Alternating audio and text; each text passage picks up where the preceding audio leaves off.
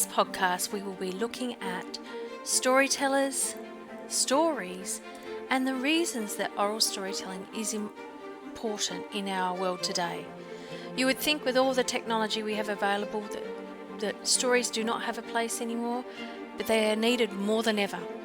For in storytelling is where we find truth, we find reality, and we find the heart of what it is to be human. Welcome to the heart of storytelling. My name is Alyssa Curtain, and let's go on an adventure. Welcome to this week's episode. This week I speak with Sydney storyteller Liz Locksley about her work in the corporate space and of the projects that she's currently working on. It was really great to have a chat with Liz and get to know her a bit better because I met her for the first time at the Australian Fairy Tale Society conference in Brisbane a few years ago. And it's really one of the things I love best about this podcast is the opportunity to meet people and get to know people much better. And I really enjoyed Liz's interview. I hope you enjoy it too. Welcome to this week's episode. This week we're speaking with Liz Locksley, who's in Sydney. Hi Liz, welcome to the podcast. Hi Alyssa.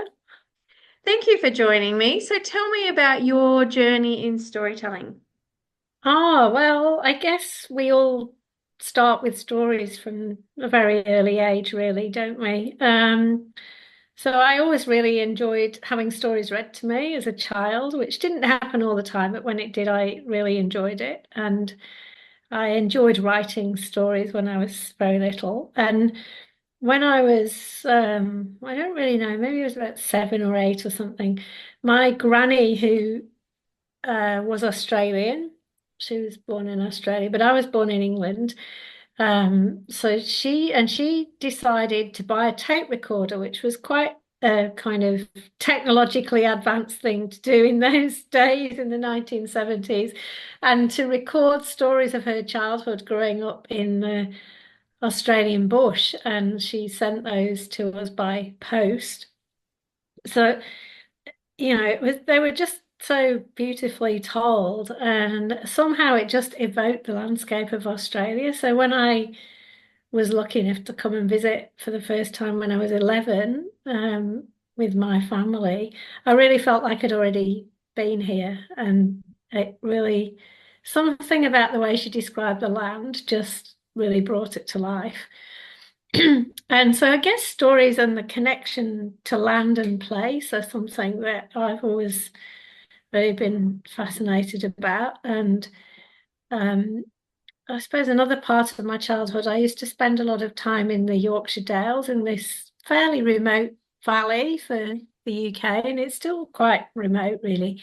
And it was so remote that most people had never left the valley in their whole life, and they spoke a Norse dialect dating back to the days of the Vikings. So that was how sort of remote it was. And they were all the old ladies, like we'd go and visit all these different old ladies whenever we went there, and they'd all tell all these stories. And even if they were just sharing news of what had happened there or something, it would be in this really storytelling kind of way. So I think probably those I always think of as influences, and the landscape there was really quite rugged, but something that I really connected to and would spend a lot of time as a child playing outside there. And it was very cold and, quite kind of about as traditional sort of old-fashioned lifestyle as you would have got in the UK, which was such a contrast to being in the city in Manchester, where I, lived most of the time. So those, I suppose, were early influences of story. And then I, grew up and eventually went to work. And a lot of the work that I did was I was an engineer to begin with. And so story wasn't necessarily part of it in the sense of, it was quite technical. And but there was an awful lot of characters that I worked with. So I worked in the gas industry first and then the rail industry. And Yeah, both of those things had like people who worked in them their entire life, and it's kind of like being in a family in some ways. And so there would be all these tall tales and that stories that of this mischief that people used to get up to, like rearing a load of turkeys for Christmas in the gasworks, or um, rearing sheep or something. And people would get up to all sorts of mad things. So I guess that was probably how stories connected. And then many years later, I ended up being in Australia. I always say those stories that my granny recorded kind of called me here. And so when I was in my 30s, I moved to Australia and ended up, after a few different jobs, was working in climate policy. And, quite a contrast in some ways, but I can see the connection to the sort of technical stuff. And so my job was to, coordinate writing policies and like consult all these different people and come up with something. And it was always a kind of an emphasis on technical stuff and, engineering and economics and, especially on renewable energy, cost of solar and all this kind of thing. And no matter how many different versions of these policies we'd write or how, short and fridge magnet style through to very long technical scientific versions, it didn't really go anywhere. And I thought, this isn't an engineering problem. It's not an economics problem. It's a story problem. And, why are we not really thinking about story and how story, at the heart of this, it's a story problem, not just me in how I could communicate this and convey this, but, a lot of the things that are perhaps not going so well in the world, and a lot of the ecological and social challenges we face are really a failure of story, as I saw it. So that was when I kind of started to really look into storytelling in a more serious and professional way. Tell me, I'm intrigued by that failure of story. Can you talk me through a bit more of that, what that means? Um, well, I guess we've got sucked into this, ever faster and faster story cycle of the news and the idea that, a lot of people more knowledgeable and wise than me have talked about the story that, how Western society sort of invented stories and religion shifted from being something that's connected to the land and the cycles and patterns of the earth to something that was kind of told us that humans were separate or better or different to nature. And so a lot of, I think you've uh, interested in Joanna Macy. I don't know if you'd say you were a fan. I'd certainly say I was a fan. That, I think that's she's someone who really has thought deeply about that and that disconnection story and how we really need to reimagine and reconnect with the old stories, which might be the new stories. And there's, I guess, there's sort of another philosophy around that it's not the end of the story, it's just the story has to go through a new cycle. And so we need a new kind of story cycle, I think. And lots of people are talking about that and interested in that too. And so once I sort of realized, oh, it's not just me thinking this, that was really, really heartening, I suppose, because it can feel very lonely when you feel like, that's part of that whole thing, isn't it? Feeling like we're all separately staring at impending doom or something, and there's nothing you can do about it. And story is a way that you can take a totally different journey towards that and take a much more creative and imaginative view of the world and there's a whole sort of genre of writing around things like solar punk and I can't even remember all these other genres, but around, why do we have so many dystopian novels, and why is science fiction always sort of saying that it's all the end of the world and it'll all be really negative, when like really if we could put our creativity and our imagination and our storytelling hats on and some storytelling glasses on, and we looked at the world through that, then maybe we, not be naively Pollyanna-ish, but imagine new possibilities. Mm. So I imagine that your stories are very landscape driven from what you've said. They are, but not always. I've kind of just recently I got a bit obsessed about this Three Marys project, so which was something I was going to do for the Fairy Tale Society but conference, but unfortunately got pneumonia, and so although I made it to the conference, I really wasn't sort of able to do all of the things I'd planned to be doing on the amazing Three Marys. The So amazing three, tell me about the three Marys. the three Australian Marys whose life was more incredible than a fairy tale. So, can you tell a fairy tale about a real person? Can you tell a fairy tale about someone who's alive even? And I don't really know how I had this idea, but one of the things I do is I run a monthly story circle. And so each of us takes it in turns to facilitate a sort of workshop session, and they can be quite different. And that's one of the lovely things about people taking it in turns, because everyone's got a different style and a different sort of take on things. But we do often get into really quite deep, in-depth sort of spaces. It's a really sort of supportive group.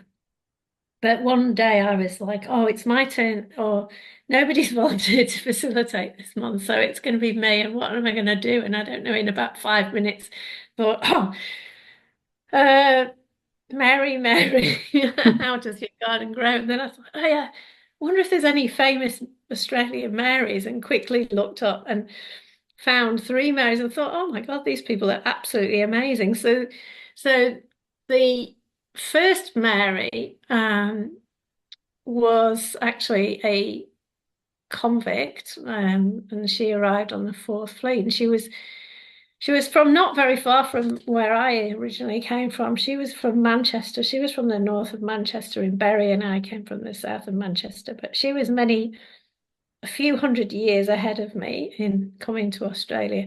And when she was, as a teenager, as a child, she grew up in a not really very, not the poorest background, but certainly not a wealthy background. But they were sufficiently well off that she was able to get some education, which would be very rare for girls in those days.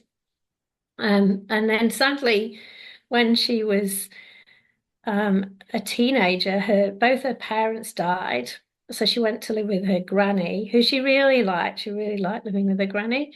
But then sadly, her granny died too. And so she found herself at the age of 14, sort of really an orphan, and nobody really able to look out for her or take care for her. And so, as many girls, often younger than her, would have done in those days, they were, going to be sent off to service to work as a servant in a bigger house or something. And she didn't really fancy that. So she decided she was going to dress as a boy, run away, and steal a horse. And she got sort of to, a few towns down the road, and then a bit further, and then a bit further, and decided to try and sell this horse. So that was her plan. She was going to steal this horse, sell it, and then get some money, and then that would sort of see her for a few years. Well, maybe she was quite wily, and she was a fairly good saleswoman, but people kind of saw through this, or sales boy actually, because she was still dressed as a boy. And eventually, the authorities found out and accused her that he had stolen this. and threw this boy into jail. And the judge decided the sentence was death, which is quite dramatic, but not uncommon in those days for any kind of stealing property was really, considered so terrible. And as we know, many convicts that came to Australia really had done really minor crimes and, because they were in a desperate state of poverty. So she found herself in a jail cell with a whole lot of blokes. And how she managed to stay undercover that she was a girl for a whole month or more is beyond me. And anyway, a few twists and turns, it was decided that her sentence would be commuted to transportation to Australia. So she found herself being prepared to get on this ship with all these people, and the ships were really awful. Lots of people died on the way. But at this point, they decided that they were going to have a medical inspection first, and they'd all have to be washed and cleaned before they got on the boat. Well, of course, then they discovered she was not a boy. In fact, she was a girl. So she got put on the female ship, and the female parts of, I don't know, what, bunks or whatever, berths, what do you call it on a ship? Cabins or something.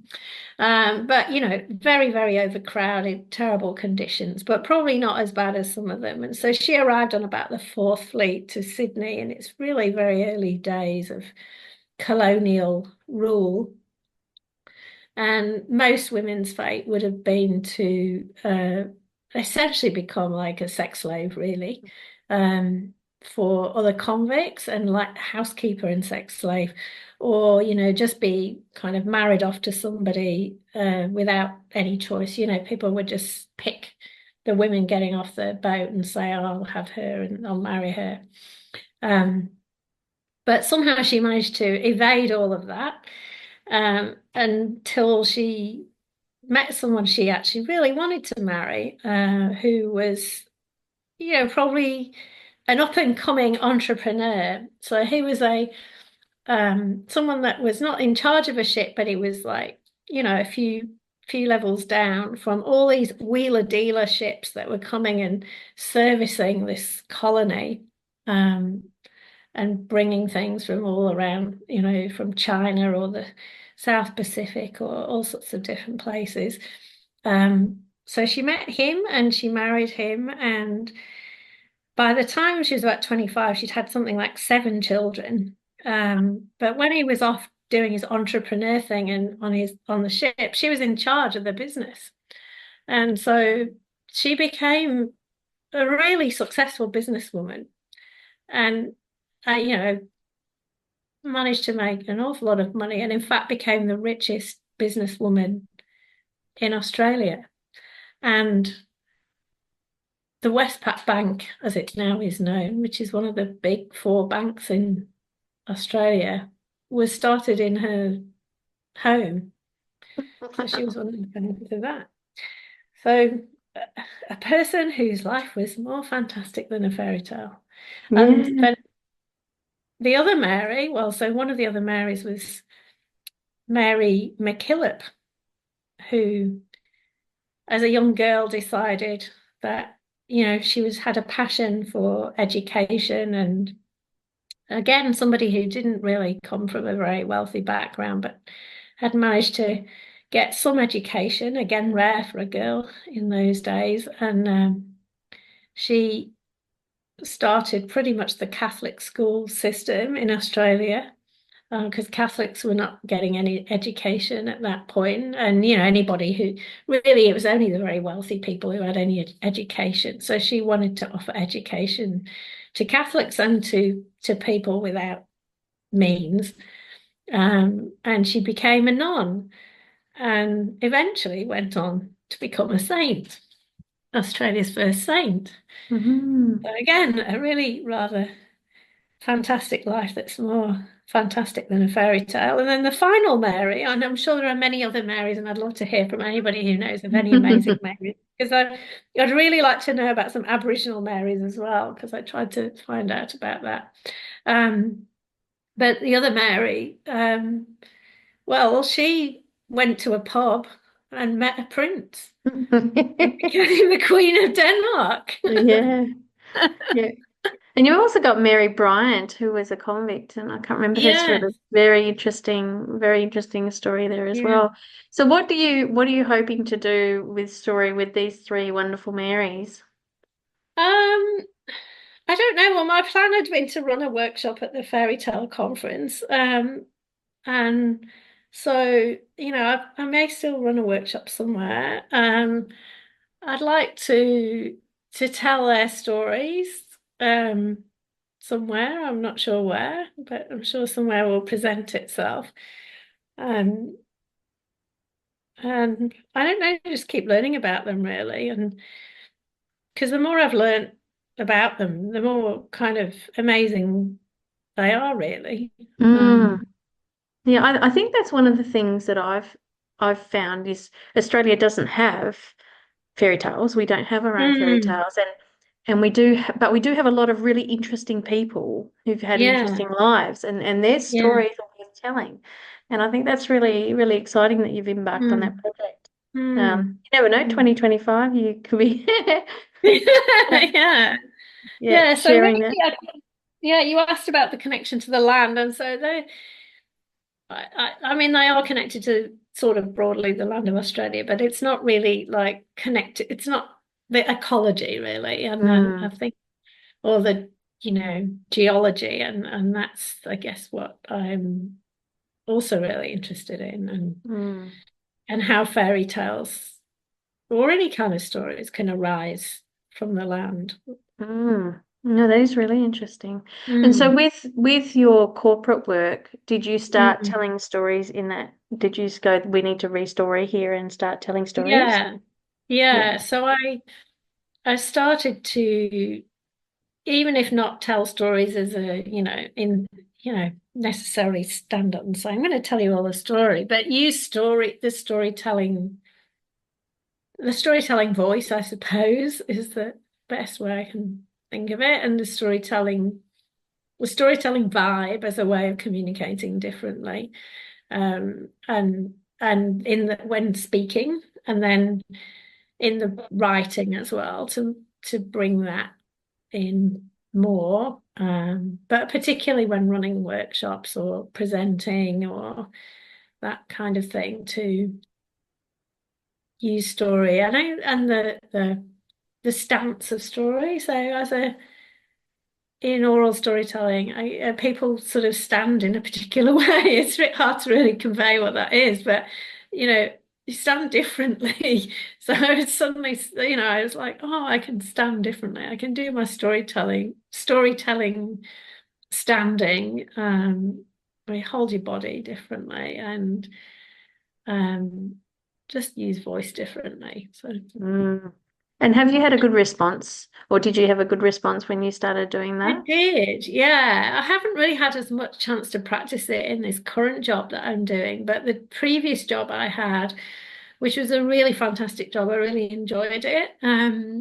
I was the knowledge broker for place-based science, and so a part of that was like there's an awful lot of communications, a lot of workshops and things, and so I'd often use story as part of that, and because it was really about the land and about how place shape, using, you know, connecting with place and understanding place and bringing, particularly looking at like climate resilience and climate systems and, urban design and the ecology of the Sydney Basin and all the amazing species that live here and um, just communicating about that because often the people I work with were very sciencey or economicsy or Mm. very policy nerdish and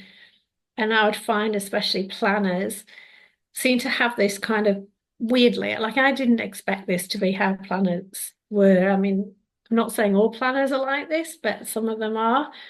This kind of blank sheet sort of approach, as if nothing is there. Like we're just going to let's build a big city, let's build a massive suburb here, as if there's nobody there, nothing is there. There's no people living there. There's no animals living there. There's no plants living there. There's no shape of the land with hills and flows of water and patterns of climate and how the air moves and all of that. No, it's just a flat thing. And if it's not flat, we'll just make it flat. And I was really quite shocked about that. So using story and conveying kind of some of the sciencey stuff, but in a more of a story way, was a way to engage at least some people who were prepared to kind of think a bit differently. And it did really seem to work far better than I thought it would, actually. Oh, that's really exciting. And it sounds like an area that we should have more people working in that space if they're not already, because that sounds like a really important thing Yeah, to, if nothing else, to stop people looking at a bit of land as nothingness, yeah, just to see that yeah, it's fully alive. yeah, Yeah. yeah. Yeah, that's so good. And so you were in a role for Australian Storytellers at some point. Yeah, so I was on the committee for a while, and then a few twists and turns occurred, and I suddenly found myself being the president, which was really not quite how I'd imagined things would turn out. But the other people who were like one had been quite ill for a while, and so she was kind of stepping down while she's now recovered, Christine, and Yeah. she's the president again.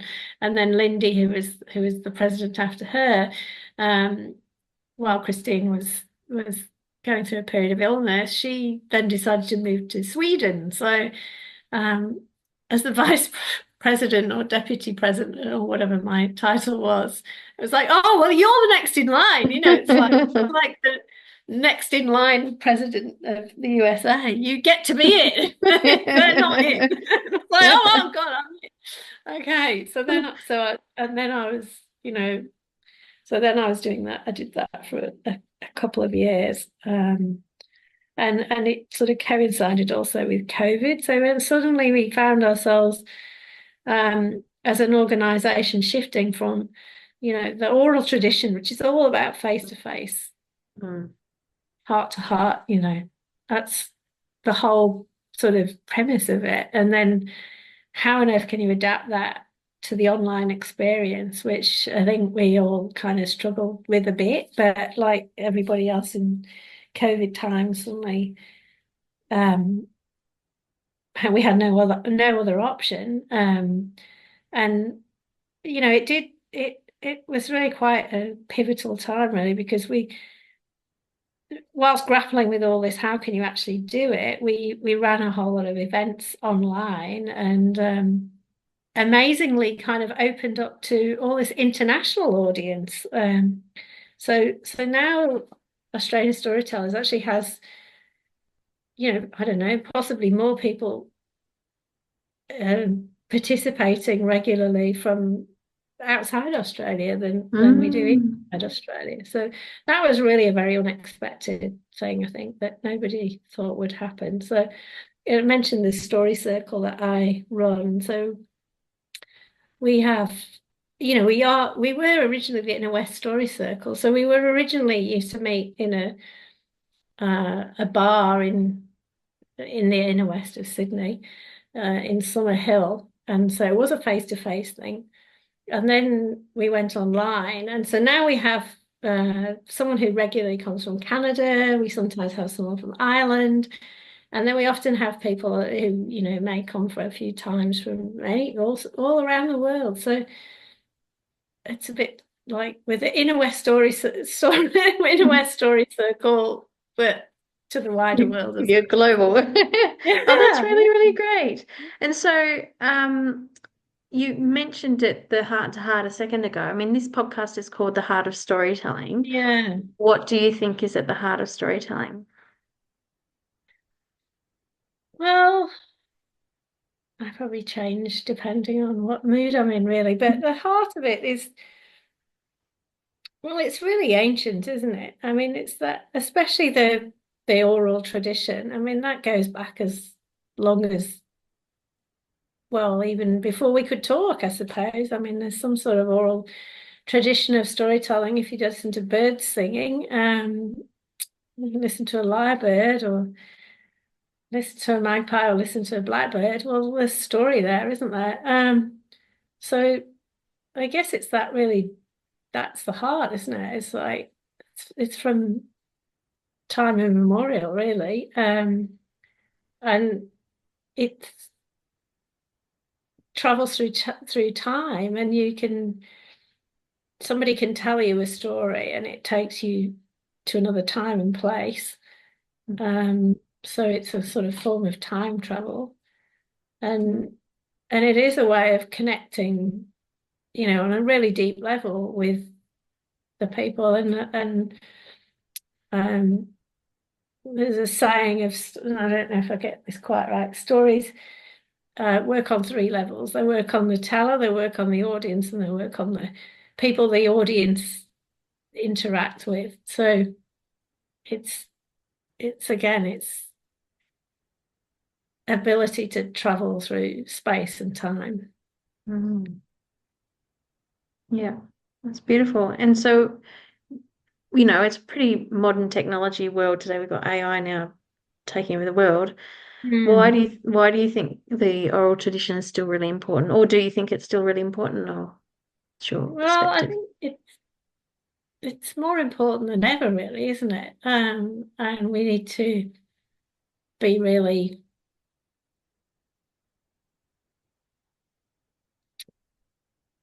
I don't know what the word is, but I was going to say careful, but I don't think that's quite the right word. We really have to care for the magic of the oral storytelling tradition, because it's what's going to save us from technology. Won't save us. Technology could do certain things for us, but I mean, I guess you just need to look at Indigenous people who, without Wi-Fi, without all these different things, were able to live and communicate and convey their culture and their connection to land and their ability and resilience to live, um, through many different eras and times and weather catastrophes and um, all sorts of things. That if you have a story, you don't really need all the other things, do you? The story Mm. will tell you how to do everything. Yeah, oh, that's lovely. So, do you have any advice for people who want to maybe start doing some storytelling, maybe in a corporate environment or in Hmm. any other way? What sort of advice would you have? Well, of course, I would recommend joining the Australian Storytellers or the Australian Fairy Tale Society, and learn from others and be part of a community. So that's probably a really important thing, is to connect with people who are doing storytelling, whether it is through online or if you're fortunate enough to be in a place where the oral story tradition is alive and happening regularly, and there are people that you can connect with locally, then go and do that. And go to the International School of Storytelling, who I think are really amazing. And that was another kind of thing which was, I forgot to say, my journey of storytelling was the International School of Storytelling, and how in my floundering around going, hey, I'm sure there's something about this storytelling thing that will help us navigate this ecological crisis that we find ourselves in. And I want to do something, I want to learn more about Joanna Macy, and I'd like to do it in a village in Italy. And it will be some sort of storytelling thing. It'll be like a fairy tale village. And so I just Googled. So you could always Google things, is my advice, because I was like, I want to do this thing. I don't even know what it is. Google storytelling, Italy, Joanna Macy. Popped up, comes course with the International School of Storytelling in Portico de Romagna. So I booked it and I went, and it was absolutely amazing. I met Giovanna and Roy, and it is actually a fairy tale setting. And Yeah, wow. so yes, Google sometimes can take you to fairyland. So technology has its place. It has a place. It has a It has place. its place. So All right. yeah, just Well, start, I guess, yeah. is my advice. And just start wherever you know, whatever interests you, whatever sort of stories kind of speak to you. And it may be something very different than the kinds of things that I've spoken about, but dive in and you'll find yourself like obsessed about some random thing that you never even knew about, like Three Marys or something. That sounds fabulous. I can't wait to see the Three Marys. So where can people find you if they want to find out more about you?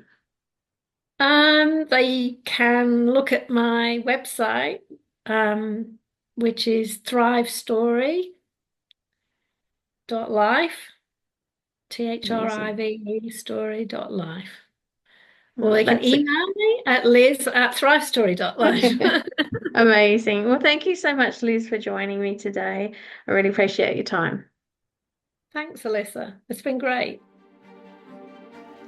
Well, that's our episode for today. I hope you've enjoyed learning about storytelling and folktale, fairytale, myth, legend, or personal tales, wonder tales, all sorts of stories, and the art of storytelling and why we really need to continue using it today. You can find more information about me at alissacurtain.com or at Alyssa Curtain Stories on Facebook, Instagram, YouTube, and TikTok. I hope that you can find your heart in storytelling.